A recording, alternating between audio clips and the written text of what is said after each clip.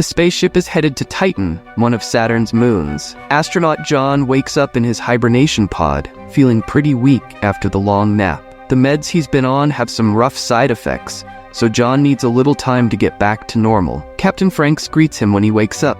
The captain tells John to hit the shower and then come to the bridge so they can discuss their next steps. Along with Captain Franks, John also meets his crewmate Nash.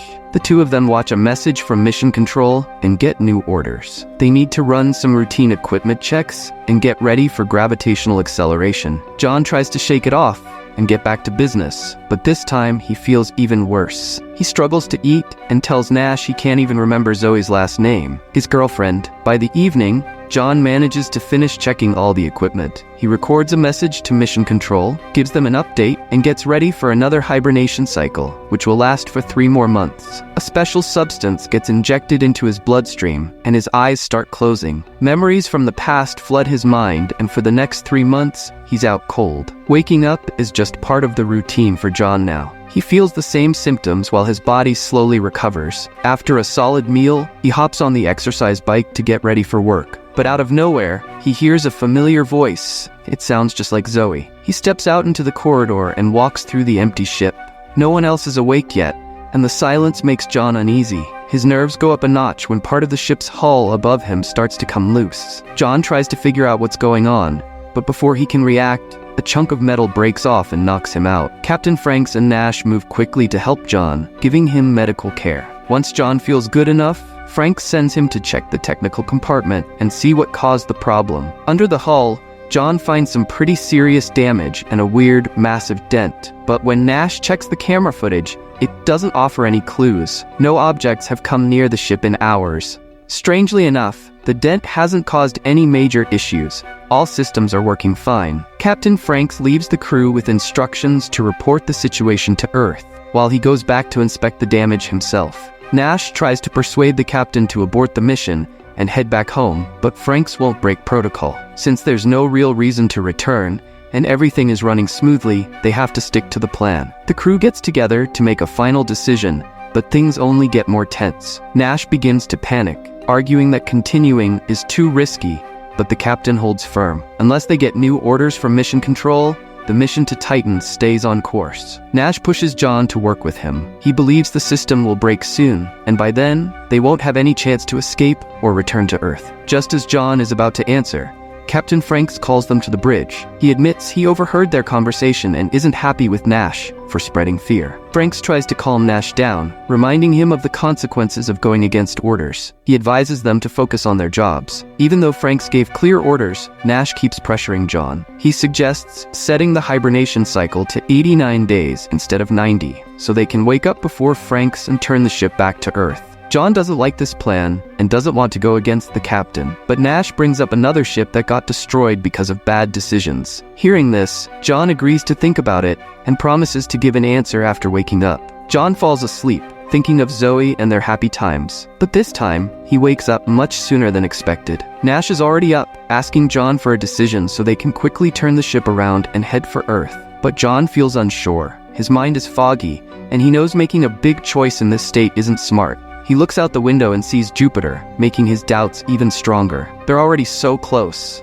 Nash loses it and they start arguing loudly. Captain Franks watches everything. He already knows their plan because he changed his sleep schedule to wake up early and stop them. Franks sends Nash to check the systems to make sure everything's fine. While Nash is gone, Franks invites John for a drink to see where his head is at. The captain promises John that if things get bad, he'll cancel the mission. But for now, they must stay together and follow the plan. Nash, upset by his failed plan, starts acting out. Franks decides to take away Nash's duties and moves forward with the acceleration without him. John tries to stay out of the conflict and pretends everything is okay, but the breach in the hull still bothers him, and he keeps having nightmares of being pulled into space. Despite his worries, John ignores Nash's pleas and heads to the bridge to get ready for acceleration. The team prepares to approach Jupiter. John sets the coordinates and activates the engines to take them toward Titan. The acceleration works perfectly, and the ship enters the path that will lead them to Titan. But Nash still thinks they're making a huge mistake. John isn't completely sure either, but he keeps himself busy to avoid thinking about it too much. While checking the equipment, something strange happens. One of the radios starts picking up a weird signal. The crew tries to figure it out, both of them thinking John must have accidentally pressed a button. Franks cuts off the argument and orders the crew to get ready for another hibernation cycle. This time, waking up feels like a nightmare for John. He hits the floor, completely drained of energy. John struggles to bounce back. While his body slowly recovers, his mind takes a hit. He starts seeing Zoe's face in every corner of the ship.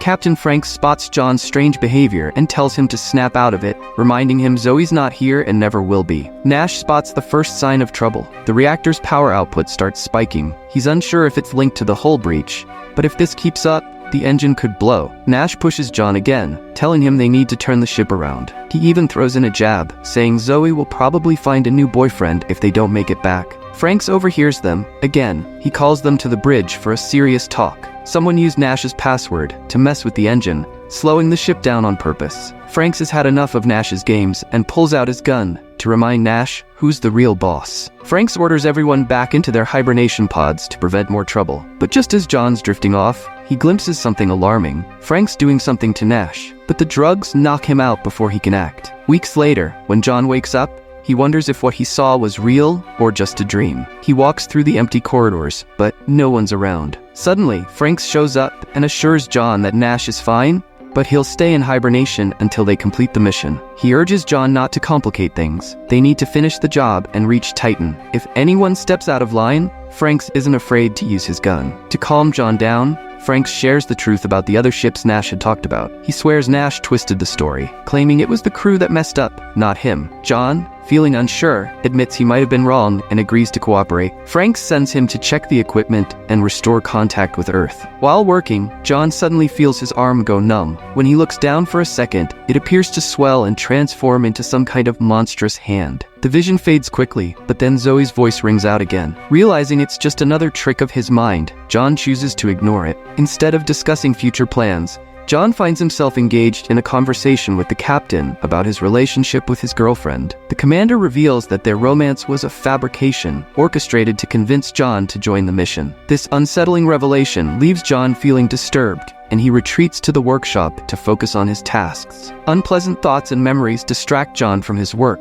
but a sudden crackle from the radio snaps him out of his reverie. He tries to report the situation, but the connection is intermittent and he receives no response. Franks summons John to the bridge, demanding to know what he was doing. Upon hearing about John's conversation with Houston, the captain insists it was another hallucination. The captain orders John to return to his capsule and go back to sleep. However, John's nerves are frayed. He demands that Franks wake up Nash and prove that his friend is okay. Seizing an opportunity, Franks attacks John and attempts to force him into the capsule, but John manages to break free. A fierce struggle ensues, with John's physical strength giving him an advantage over the captain. John reaches the central computer to find out Nash's location and well-being. While entering the request, he must fend off Frank's attacks. Finally, the computer displays the results, leaving John in shock. The program confirms that Nash is alive and on the bridge, just like John and Franks. All three names belong to the same person, Captain John Franks Nash. John realizes that he has been alone on the ship the entire time. His companions were figments of his imagination,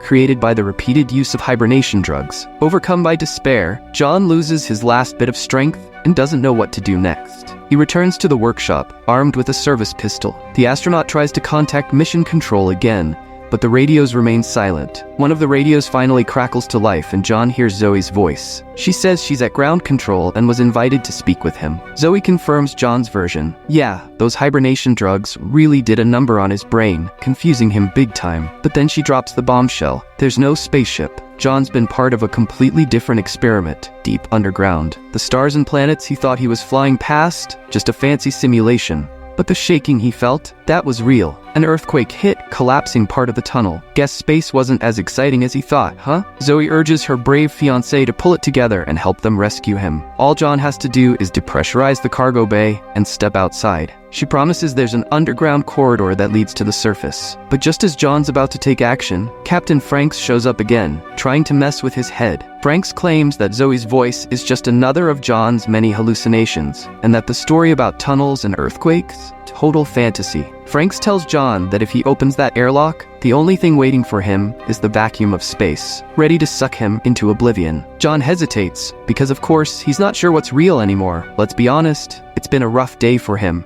But Zoe's voice convinces him to ignore the captain, so he opens the airlock. At first, it looks like Zoe was right. He's in a shaft, and her voice seems close by. He starts walking toward the light, thinking he's about to reach the surface any minute now. But instead, space wraps him up and drags him into the endless void. Or wait, was that just another hallucination? And that's how the movie ends, with John floating in confusion, and us wondering if he ever knew what was real.